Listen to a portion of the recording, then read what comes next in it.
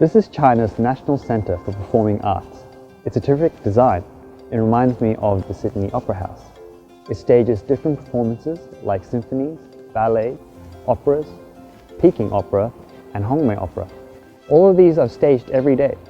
But today I'm going to be talking about China's anti-corruption. The part I'm interested in the most is that the National Supervisory Commission will be constitutionalized to be a new state organization, which means China's anti-graft is further institutionalized. As Kevin Rudd, the former Prime Minister of Australia, said, "It's not just a one-off where there is a massive anti-corruption campaign. What they're seeking to do is to entrench the anti-corruption machinery into the normal workings of the Chinese state and party." In this regard, the first thing, his commitment and his leading approach is focusing on the internal party situation to strengthen the internal party position, to clean up the party, and to make it competent enough to address the whole transformation with the vanguard party leadership.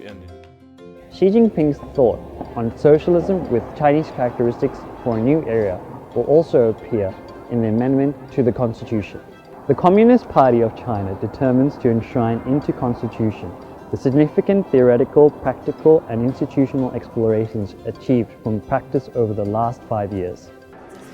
I think the CPC is a learning organisation, and it learns constantly from what has happened before. From the practical things that it does, it then refines that and creates an even better future. Written in both Chinese and English, the popular title China One appeared on the cover of Time magazine in its November 13, 2017 issue.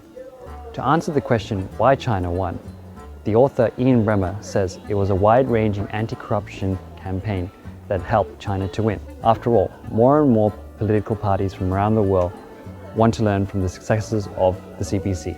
A wish that we all want for our own country, so that we have a coherent political and decision-making system that is quick, that is able to make decisions rapidly, but decisions that are properly considered, evidence-based and researched, so that you really impact on the lives of ordinary people. That's who many of us are in government for, so to speak, to try and achieve those kind of results that we can only admire from what the CPC has done in China.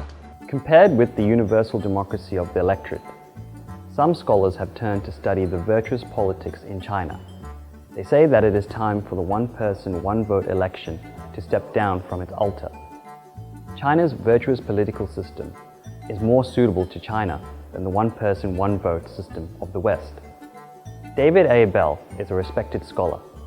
His book, A China Model, widely makes this view known. What are the advantages? That all the leaders have political experience before they reach the higher levels of government. The leaders can take long-term decisions, 5 years, 10 years, and we expect they're going to stick to those.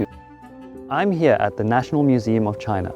This building not only houses the grand history of China, but also the history of constant foreign aggression in the past 100 years. It was right here that President Xi Jinping proposed the China Dream to achieve the great rejuvenation of the Chinese nation, which he calls as the true aspiration of the party members.